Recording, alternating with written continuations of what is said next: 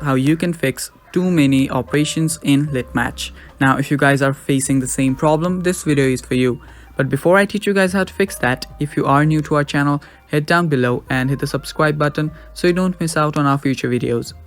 Now let us begin. First, what you'll have to do is make sure that it's up to date. Make sure that your Litmatch app is up to date. So for that, just go to your app store and search for it. Now after you search for it, if you see an update option, tap on update and update the app. And that should basically fix your problem. But if that does not fix it, what you'll have to do is you'll have to offload the app. Now for that, open up your settings and go to general. And under general, you will see iPhone storage. Tap on it. And right there, let it load for a second and scroll down till you find Litmatch.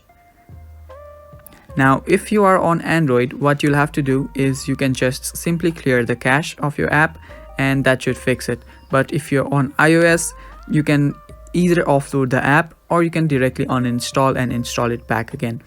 And after doing that, your problem will get fixed, and it's that simple, guys. That is basically it for the video. Thank you for watching and stay tuned for more. Bye bye.